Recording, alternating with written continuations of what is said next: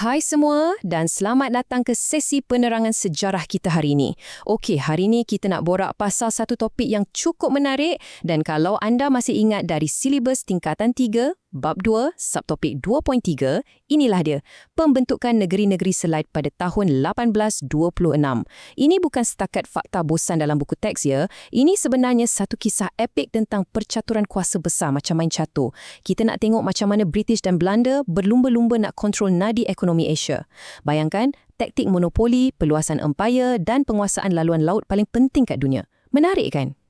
Cuba anda fikir sejenak, kenapa tiga tempat yang jauh-jauh macam Pulau Pinang kat utara, Melaka kat tengah dan Singapura kat hujung selatan tu tiba-tiba digabungkan jadi satu unit pentadbiran?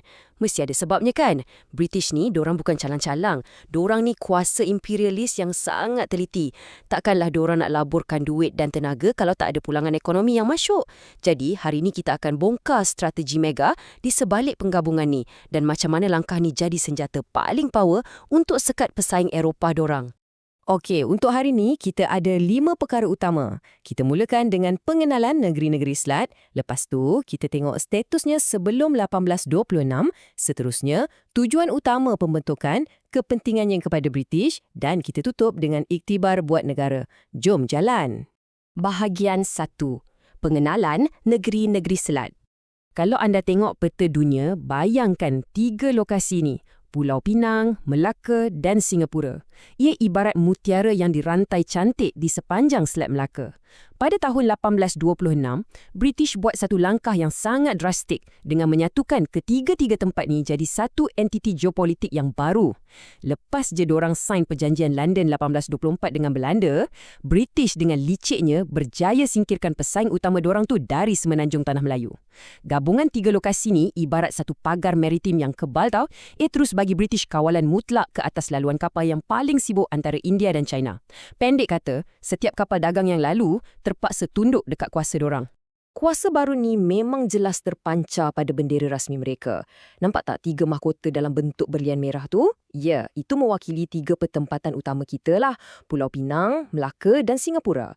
Penyatuan di bawah bendera gergasi British ni bukan sekadar hiasan kosong. Ia sebenarnya satu amaran visual yang sangat keras kepada kuasa Eropah lain, terutamanya Belanda yang tengah intai dari selatan. Macam dorang nak cakap dengan lantang, hey, perairan Selat Melaka ni, kami yang punya. Ia dikawal dari satu pusat kuasa yang memang tak boleh dicabak oleh sesiapa pun masa tu. Masuk bahagian 2, status sebelum tahun 1826. Okey, cuba bayangkan macam mana British tadbir sebelum 1826. Sejujurnya, memang berterabur dan tak sistematik langsung. Pulau Pinang ditadbir berasingan oleh seorang gubernur, Singapura pula diuruskan oleh seorang residen, dan Melaka lepas diserahkan oleh Belanda diletakkan di bawah residen konsular. Bayangkan kekacauan logistik masa tu. 3 pejabat, 3 birokrasi berbeza dan komunikasi pula sangat perlahan. Yelah, makan masa berbulan-bulan ikut jalan laut. Bagi syarikat Hindia Timur Inggeris yang memang gila buat untung, birokrasi yang berserabut ni sebenarnya satu mimpi neri. Kos operasi dia, sangatlah tinggi. Bahagian 3. Tujuan utama pembentukan NNS. Jadi, apa penyelesaian pentadbir British? Diorang buat macam perstrukturan semula syarikat gergasi lah. Ada 2 matlamat serampang 2 mata kat sini. Yang pertama, mestilah untuk menjimatkan perbelanjaan. Nak bayar gaji berasingan untuk pegawai atasan dan tanggung kos operasi berulang dekat 3 pelabuhan tu memang merobek poket empayar kat India. Bila diorang gabungkan, diorang dapat potong kos overhead secara besar-besaran. Matlamat kedua pula, diorang nak menyeragamkan urusan pentadbiran. Bila wujudnya satu sistem undang-undang, dasar cukai yang selaras dan semua di bawah arahan satu gubernur je, urusan perdagangan jadi jauh lebih lancar, lebih efisien dan paling penting, bawa masuk untung yang jauh lebih lebat. Bahagian 4. Kepentingan NSS kepada British. Cuba bayangkan suasana kat pusat pentadbiran dan perdagangan diorang masa tu. Negeri-negeri Selat ni bukan setakat tempat buat kerja pejabat yang membosankan tau. Ia sebenarnya nadi ekonomi yang berdegup laju tanpa henti. British mula pam masuk modal dan bangunkan infrastruktur pelabuhan moden untuk bolot semua perdagangan antara barat dan timur. Diorang bina pejabat baru, gudang simpanan yang gergasi dan pelabuhan laut dalam untuk tampung beratus-ratus kapal dagang. Memang berduyun-duyunlah pedagang asing dari seluruh dunia datang melabur sauh untuk berdagang. Lebih lagi bila tahu dorang dilindungi oleh armada laut British. Secara ringkasnya, ada 4 keuntungan strategik yang jadikan penyatuan wilayah ni senjata ekonomi paling ampuh untuk British. Nombor 1, semestinya dorang dapat kuasai keseluruhan Selat Melaka. Nombor 2, British cukup bijak bila dorang perkenalkan taraf pelabuhan bebas. Maknanya, tak ada cukai. Mestilah pedagang dari tanah Arab, India dan China berebut-rebut masuk kan? Langkah ni terus matikan pelabuhan saingan Belanda kat Betawi. Ketiga, NNS ni jadi hak pengumpulan serantau untuk biji timah tanah Melayu yang sangat bernilai tu untuk diorang tukar dengan teh dan sutera dari China. Dan yang terakhir, ia jadi pintu masuk utama untuk kemasukan buruh luar yang ramai yang mana akhirnya memacu pembinaan infrastruktur dan mengubah lanskap demografi rantau kita buat selama-lamanya. Bahagian 5. Iktibar buat negara kita. Mari kita ambil masa sikit untuk renungkan pesanan mendalam dari lipatan sejarah kita ni.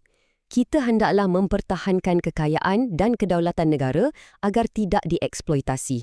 Kerana apabila dikuasai orang asing, amat sukar untuk mendapatkannya semula. Betul kan? Sejarah awal campur tangan Eropah ni ajar kita satu benda yang sangat jelas. Awalnya, British datang bagi alasan nak berdagang secara aman je. Tapi, melalui perancangan yang sangat teliti, tipu helah, manipulasi dan perjanjian yang berat sebelah, dorang perlahan-lahan rampas kedaulatan maritim dan ekonomi tanah Melayu. Sikap berwaspada inilah yang jadi perisai paling penting untuk kita hari ini. Kita kena pastikan segala sumber kekayaan bumi kita ni sentiasa kekal jadi hak milik mutlak. Jadi, sebagai penutup untuk sesi kita hari ini, saya nak tinggalkan anda dengan satu soalan cepu mas.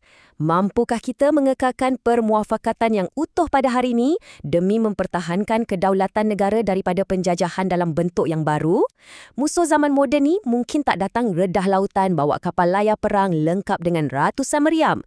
Tapi, dorang menyusup masuk melalui taktik eksploitasi ekonomi, manipulasi pasaran antarabangsa dan juga penjajahan ruang digital kita. Fikir-fikirkanlah peranan strategi anda. Jadikan kefahaman sejarah yang padu ni sebagai kompas untuk pandu masa depan negara. Okeylah, itu saja dari saya. Terima kasih banyak-banyak sebab sertai penerangan strategi kita yang padat pada hari ini. Jumpa lagi.